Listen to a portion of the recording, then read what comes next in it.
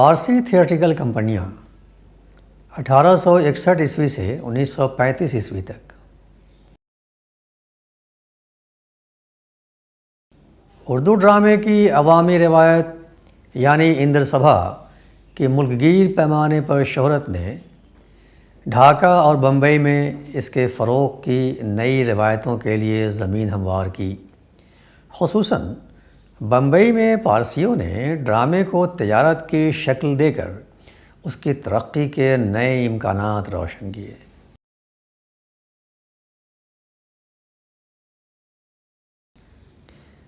اردو ڈرامے کے ارتقاء میں پارسیوں کی خدمات کو نظر انداز نہیں کیا جا سکتا۔ انہوں نے اندر سبھا کے تجربات سے استفادہ کرتے ہوئے اردو ڈرامے کو ایک منافع بخش تجارت کی منزل تک پہنچا دیا، جس کی وجہ سے اردو ڈرامے کو فنی اعتبار سے نہ صحیح پیشکش کے اعتبار سے بہت فروغ ملا۔ اردو ڈرامے کے ارتقاء کے سلسلے میں یہ دور نہایت اہم ہے، اس لیے یہ جاننا بہت ضروری ہے کہ اس دور نے اردو ڈرامے کو کیا کچھ دیا۔ یہ موڈول اسی مقصد کو پورا کرتا ہے۔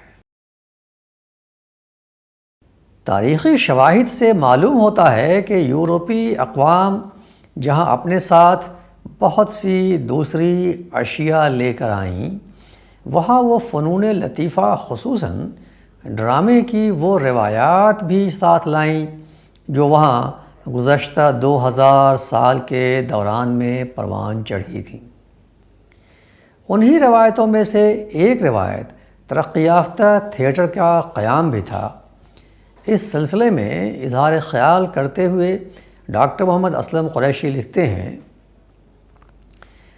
کہ شمالی ہند سے اگر جنوبی ہند کا سفر کریں تو واضح ہوتا ہے کہ بمبئی میں مغربی انداز کا ترقی یافتہ تھیٹر 1750 عیسوی سے قائم تھا، جس میں مختلف وقفوں کے ساتھ 1806 سے 1835 عیسوی تک اور پھر 10 فروری 1864 عیسوی کو گرانٹ روڈ پر بمبئی تھیٹر جدید کے افتتاح سے 1855 عیسوی تک انگریزی ڈرامے دکھائے جاتے رہے۔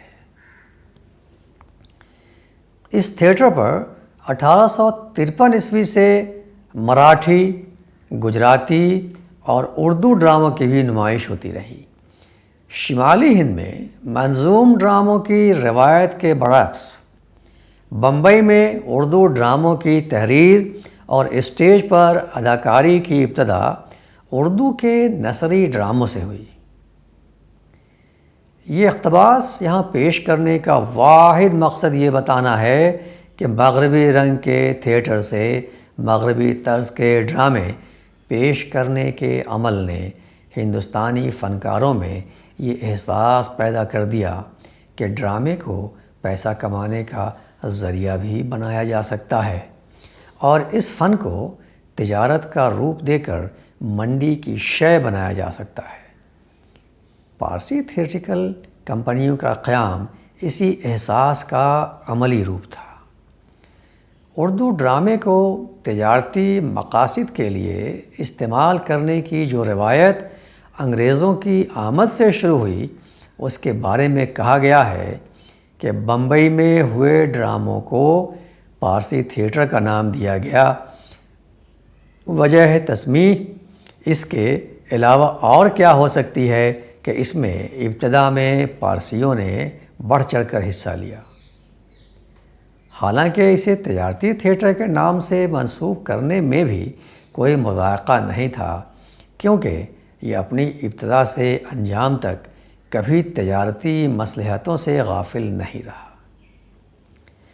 رہس یا اندر سبھائیں کبھی ٹکٹ لگا کر نہیں دکھائی گئیں۔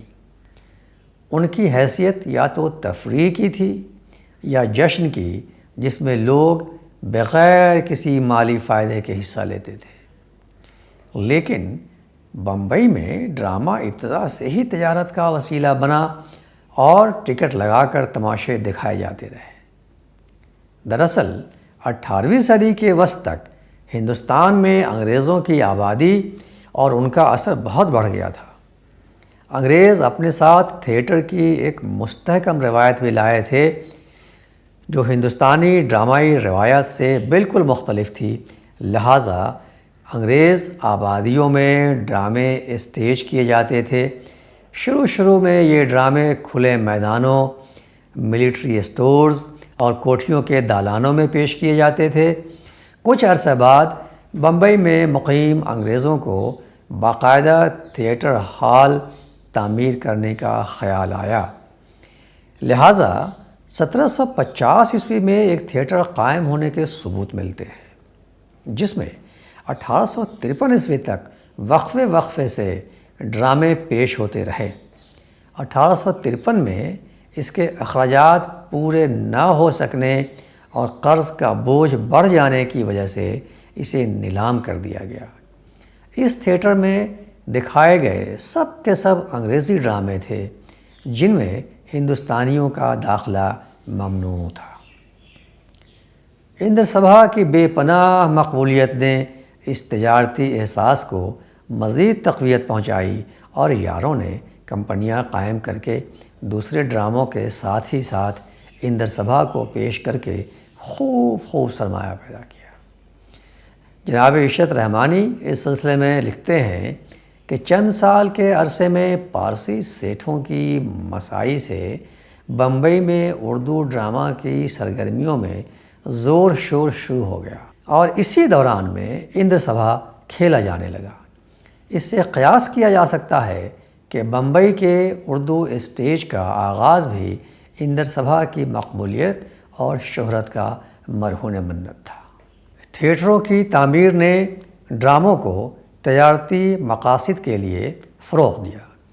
یکے بعد دیگرے پارسی تھیٹریکل کمپنیاں وجود میں آتی چلی گئیں۔ شروع میں تاریخی یا اسطوری ڈراموں کے ساتھ ساتھ انگریزی ڈراموں کے تراجم بھی پیش کیے جاتے رہے۔ شعور بڑھا تو باقاعدہ تاریخی ڈرامے لکھوانے کے لیے ڈرامہ نگار ملازم رکھے جانے لگے، جس سے اردو ڈرامے کی تخلیقی روایت کو فروغ ملا۔ اس سلسلے میں جن کمپنیوں کا کردار مثالی رہا، نیچے ان کی تفصیل درج کی جاتی ہے۔ Elphinstone dramatic club. اس کلب کو ایلفنسٹن کالج کے پارسی طلباء نے اپنے بزرگوں کی پیروی کرتے ہوئے 1861 میں قائم کیا، جس کا مقصد انگریزی زبان کے مشہور ڈراموں کو پیش کرنا تھا۔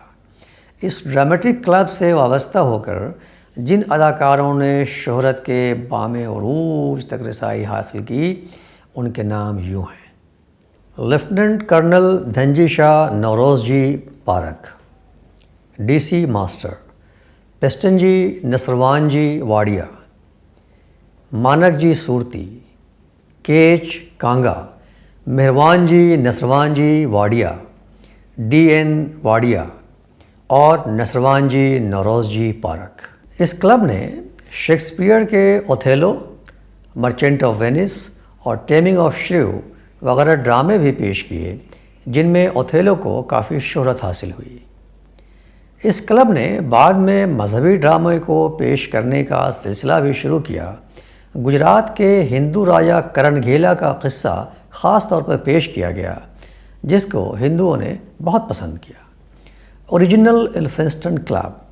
اس کلب کو Framji Bamanji writer principal Parsi school, Hirji Khambata اور بال کرشن واسودیو نے 1866 میں قائم کیا۔ اس کلب کے روح رواں ایک انگریز مسٹر ہیملٹن جیکب تھے۔ یہی اس کے ڈائریکٹر یا منتظم اعلیٰ بھی تھے۔ اس کلب نے بھی انگریزی ڈراموں کو ہی پیش کیا۔ سب سے پہلے ٹیمنگ آف دا شریو کھیلا گیا۔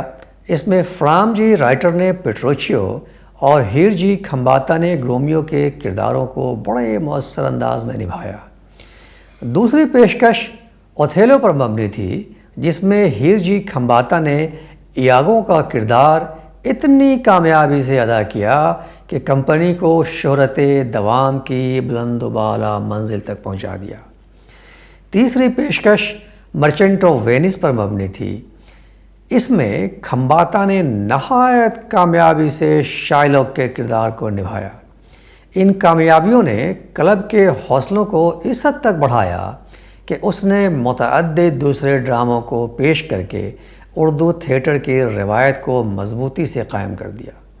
اس کمپنی نے جو ڈرامے پیش کیے ان کے عنوانات حسب ذیل ہیں: Bengal tiger, lovers quarrels, long to fast, village liars, mock doctor, thumping legacy اور السٹریس اسٹرینجر، اور our life, the gentleman of Verona اور شام ڈاکٹر وغیرہ۔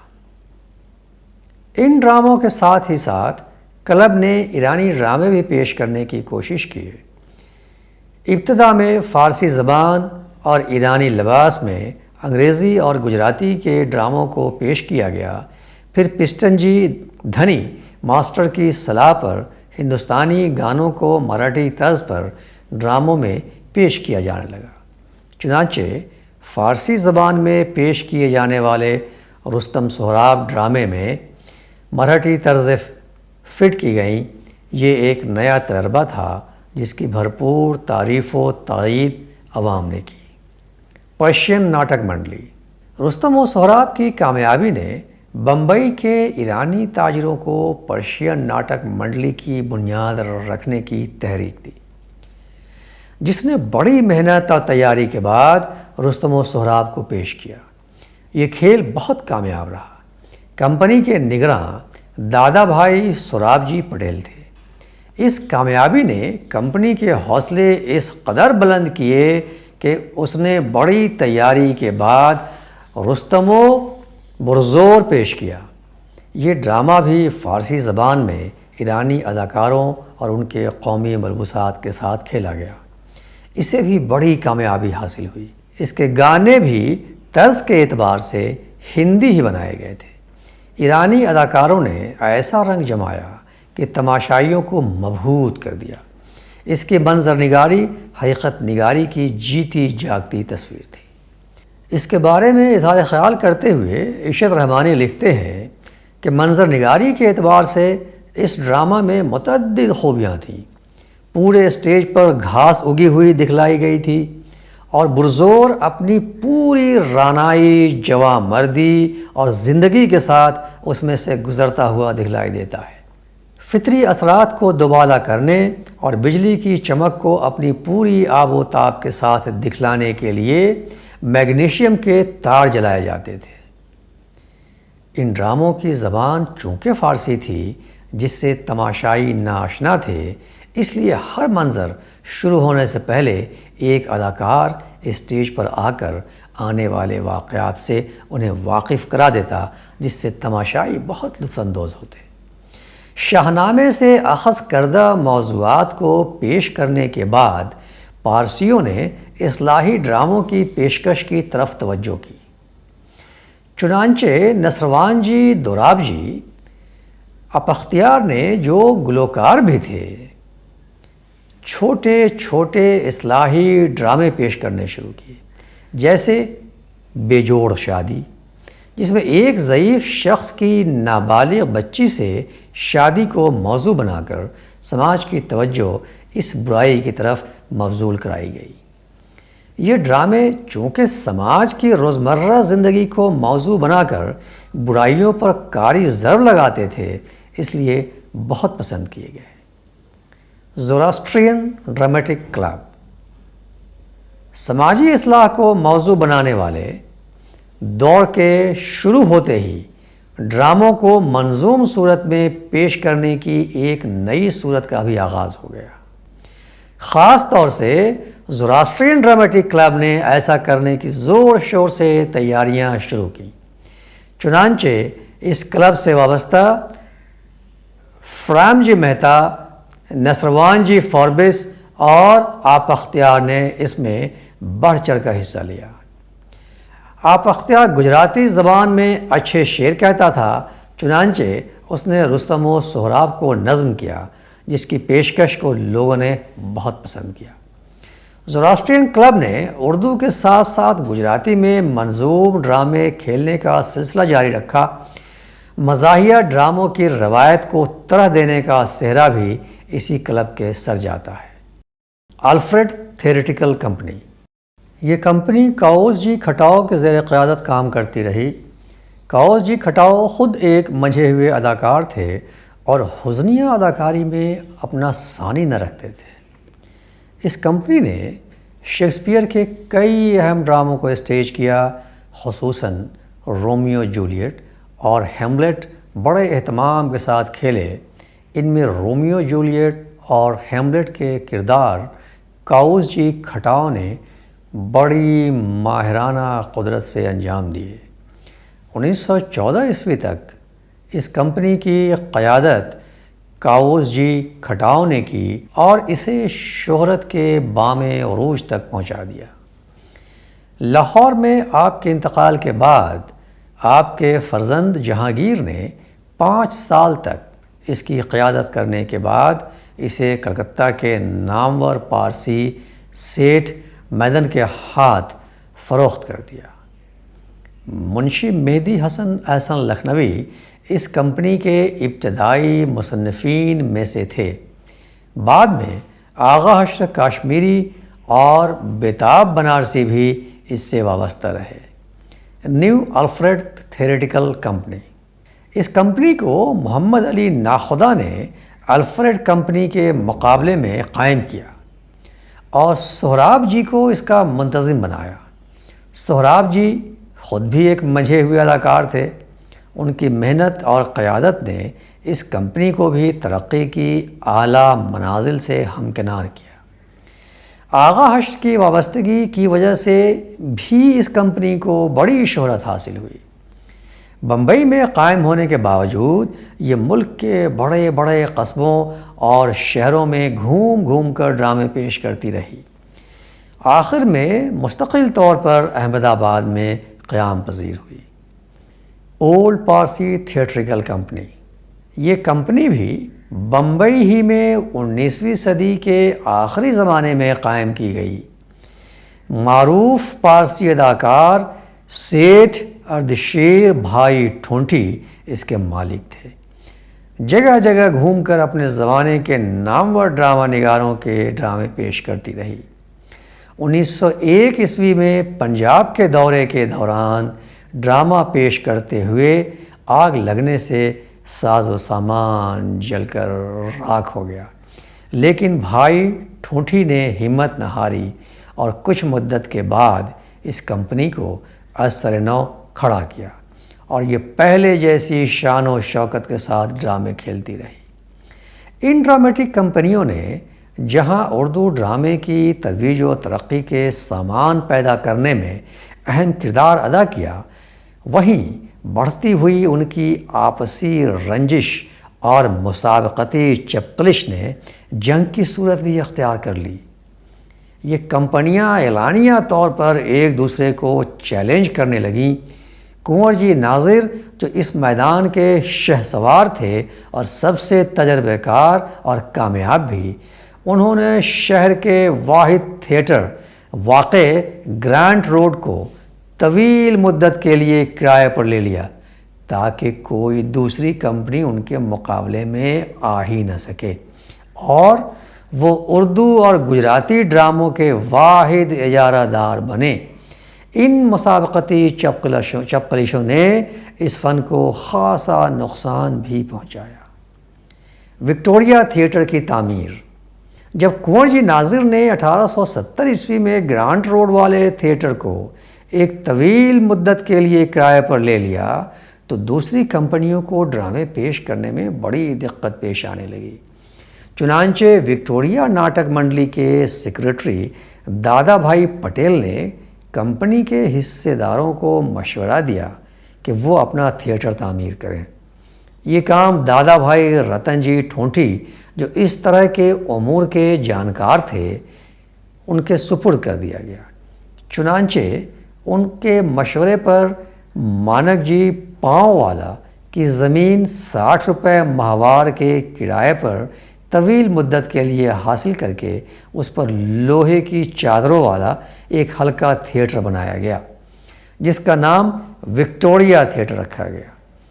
شہر بمبئی میں یہ دوسرا تھیٹر تھا۔ اردو ڈراموں کا فروغ۔ اب تک جتنی بھی ناٹک منڈلیوں یا پارسی تھیٹروں کا ذکر کیا گیا ہے وہ گجراتی اور مراٹھی ڈراموں کے ساتھ ساتھ اردو ڈرامے بھی پیش کرتیں، لیکن ان کی زیادہ توجہ گجراتی اور مراٹھی کی طرف رہتی تھی کیونکہ انہی سے انہیں زیادہ مالی فائدہ ہوا کرتا تھا۔ ان میں دادا بھائی پٹیل وہ واحد شخص تھے جنہوں نے اپنی پوری توجہ اردو ڈراموں کی پیشکش کی طرف مبذول کرتے ہوئے اسے بہتر سے بہتر بنانے کی کوشش کی۔ ان کی ان کوششوں سے پارسی حضرات بہت ناراض ہوئے اور انہوں نے ان کی شدید مخالفت بھی کی، لیکن پٹیل پر اس کا کوئی اثر نہ ہوا اور وہ اپنا کام مستعدی سے انجام دیتے رہے۔ پٹیل نے ہی ایدل جی کھوری سے گجراتی میں لکھوائے ڈرامے سونا نا مولنی خورشید کا سیٹھ بہرام جی فریدوں جی مرزبان سے اردو ترجمہ کرا کے اسے نئی سین سینریوں اور دوسرے ساز و سامان کے ساتھ پیش کرایا۔ اس وقت تک انگریزی، گجراتی اور اردو ڈراموں کی پیشکش کا سارا کاروبار پارسیوں کے ہاتھ میں تھا۔ وہی مالک، ڈرامہ نگار، اداکار، ڈائریکٹر اور منتظم، یہاں تک کہ تماشبین بھی وہی ہوا کرتے تھے۔ لیکن اب اس میدان میں بوہرا تاجر بھی اتر آئے۔ خورشید کو مثالی کامیابی سے پیش کرنے کے بعد پٹیل نے کنور جی ناظر کے تعاون سے نور جہاں پیش کیا۔ یہ ڈرامہ بھی گجراتی میں ایدل جی کھوری نے کنور جی ناظر کے لیے لکھا تھا۔ پٹیل نے اس کا اردو ترجمہ خان صاحب نصروان جی مہروان جی آرام سے کرا کے پیش کیا۔ کامیابی کے باوجود پٹیل اور ناظر کے درمیان کدورت پیدا ہو گئی، جس کے نتیجے میں پٹیل نے اشتراک کو ختم کر کے ایک منظوم ڈرامہ بے نظیر بدر منیر آرام سے لکھوا کر اسے 1872 میں وکٹوریا تھیٹر ہال کے اسٹیج پہ کھیلا۔ مشینوں کا استعمال۔ پارسی تھیٹرکل کمپنیوں کی اردو ڈرامے کو سب سے بڑی دین مشینوں کا استعمال تھا۔ یہ لوگ یورپ میں جا کر وہاں کے تھیٹرز کا مطالعہ کر چکے تھے، اس لیے ان کی خواہش تھی کہ وہ اسی طرح کے ڈرامے یہاں بھی پیش کریں۔ چنانچہ اس کی اولین کوشش کنور جی ناظر کے ہاتھوں انجام پذیر ہوئی، جس نے اردو تھیٹر کو ایک طرح سے جادوئی یا طلسماتی تھیٹر بنا دیا۔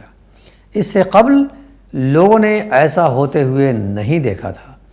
مشکل سے مشکل اور انہونے واقعات کو مشینوں کی مدد سے پیش کیا جانے لگا۔ اسٹیج پر انسان دیووں اور پریوں کی طرح پرواز کرنے لگے۔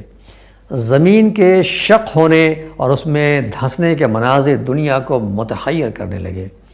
اس بارے میں اظہار خیال کرتے ہوئے عشرت رحمانی لکھتے ہیں کہ ایک طرف دادا بھائی پٹیل اپنی قوت اور دولت کا مظاہرہ کر رہا تھا، دوسری طرف اس کا رفیق اور معاصر کنور جی ناظر طلسماتی اور ملکوتی ڈرامے بڑھا چڑھا کر دکھلانے میں مصروف تھا۔ اس نے الہ دین اور اس کا چراغ مشینوں کے ذریعے اس طرح دکھلایا کہ تماشبین حیران رہ گئے۔ وہ بار بار آنکھیں پھاڑ پھاڑ کر حالات کا جائزہ لیتے اور سمجھنے کی کوشش کرتے کہ یہ کیا ہو رہا ہے۔ چنانچہ مشینوں کے ذریعے سین سینریا دکھلانے کا یہ پہلا موقع تھا، اس لیے وہ انگشت بدندہ تھے۔ اس ڈرامے میں دھنجی بھائی ماسٹر نے، جو عوام میں پالکی والے کے نام سے مشہور تھے، حیرت انگیز کام کیا۔ مشینوں کے ذریعے منظر نگاری کا طریقہ کچھ اس قدر مقبول ہوا کہ ہر کمپنی کلوں سے کام لینے لگی، اور یہ کام اس قدر مشکل تھا کہ ذرا سی غفلت سے زندگی خطرے میں پڑ جاتی تھی۔ چنانچہ متعدد حادثات پیش آئے۔ ان ملکوتی ڈراموں میں دلچسپی اور حیرانی کے سامان تو بہت تھے، مگر سماجی زندگی کی جھلکیاں نہ ہونے کے برابر تھیں۔ اس لیے ان کی قومی اور سماجی اہمیت مفقود تھی۔ ہاں، ان سے کمپنیوں کو تجارتی فروغ ضرور ملا اور مالی فائدہ بھی بہت ہوا، تاہم اس بات سے انکار نہیں کیا جا سکتا کہ پارسیوں نے اردو ڈرامے کو جدیدیت کی راہ پر ڈال کر ارتقاء کے راستے کھول دیے۔ مندرجہ بالا کمپنیوں کی شہرت اور کارکردگی نے دلی، کلکتہ اور دوسرے بڑے شہروں کے صاحب حیثیت لوگوں کو اس طرف متوجہ کر کے مقامی کمپنیاں قائم کرنے کی تحریک دی، جس کے نتیجے میں 20 کمپنیاں وجود میں آ کر اردو ڈرامے کی ترویج و ترقی کی ضامن بنیں۔ جس طرح ہر عروج کو زوال کا منہ دیکھنا پڑتا ہے، یہی صورتحال پارسی تھیٹریکل کمپنیوں کو بھی پیش آئی۔ ریڈیو اور سنیما کی آمد نے ان کی زندگی کا پیمانہ 1935-36 کے آس پاس لبریز کر دیا، لیکن انہوں نے اردو ڈرامے کو زندہ رکھنے اور اسے ترقی کی جدید راہوں پر گامزن کرنے میں جو کردار ادا کیا، وہ تاریخ کا ایک اہم باب ہے۔ خلاصہ، اس بات سے انکار نہیں کیا جا سکتا کہ یورپی اقوام نے ہندوستانی ڈرامے کو ارتقاء کی نئی منزلوں سے آشنا کیا۔ یہی نہیں، تھیٹر ہالوں کی تعمیر کا جہاں تک تعلق ہے، یہ روایت بھی سب سے پہلے بمبئی میں انہی کی وجہ سے 1750 میں شروع ہوئی۔ ابتدا میں یہاں انگریزی ڈرامے انگریز قوم سے تعلق رکھنے والے افراد کے لیے پیش کیے جاتے تھے، جہاں ہندوستانیوں کو داخل ہونے کی اجازت نہ تھی۔ بعد میں جب اردو، مراٹھی اور گجراتی ڈرامے پیش کیے جانے لگے تو تھیٹر کے دروازے ہندوستانیوں کے لیے بھی کھول دیے گئے۔ ڈرامے کو تجارتی مقاصد کے لیے استعمال کرنے کی روایت کا آغاز بھی انگریزوں کے زیر اثر ہی ہوا۔ نہ پہلے رہس یا اندر سبھا محض تفنن طبع کے لیے بغیر ٹکٹ کے پیش کیے جاتے تھے۔ اس کا نتیجہ یہ ہوا کہ متعدد پارسی تھیٹریکل کمپنیاں وجود میں آ گئیں جو ڈرامے کو مالی فائدے کے لیے کھیلنے لگیں۔ ایسی کمپنیوں میں Elphinstone dramatic club, original Elphinstone club, Persian dramatic club, Zoroastrian dramatic club, new Alfred theatrical company اور اولڈ پارسی تھیٹریکل کمپنی کی خدمات کو فراموش نہیں کیا جا سکتا۔ 1870 میں جب کنور جی ناظر نے گرانٹ روڈ بمبئی والے تھیٹر کو ایک طویل مدت کے لیے کرائے پر لے لیا تو دوسری کمپنیوں کو ڈرامے پیش کرنے میں دقت پیش آنے لگی۔ چنانچہ وکٹوریہ ناٹک منڈلی نے وکٹوریہ تھیٹر کے نام سے دوسرا تھیٹر تعمیر کیا۔ اردو ڈراموں کی پیشکش کا جہاں تک تعلق ہے، دادا بھائی پٹیل کی خدمات کو فراموش نہیں کیا جا سکتا۔ انہوں نے پوری توجہ سے انہیں فروغ دیا۔ اب تک ڈراموں کی پیشکش کا سارا کام پارسی لوگوں کے ہاتھ میں تھا۔ وہی پروڈیوسر، ڈائریکٹر، رائٹر، یہاں تک کہ تماشائی بھی ہوا کرتے تھے، لیکن اب بوہرا لوگ بھی اس میدان میں اتر کر کارہائے نمایاں انجام دینے لگے۔ پارسی کمپنیوں کی اردو ڈرامے کو ایک اور دین مشینوں کا استعمال ہے۔ انہوں نے تھیٹر کو جادو یا طلسماتی تھیٹر بنا دیا۔ ریڈیو اور سنیما کی آمد نے پارسی تھیٹر کو زوال کا شکار کر دیا۔ اس کے باوجود اردو ڈرامے کو زندہ رکھنے کا جہاں تک تعلق ہے، پارسی کمپنیوں کا کردار مثالی قرار دیا جا سکتا ہے۔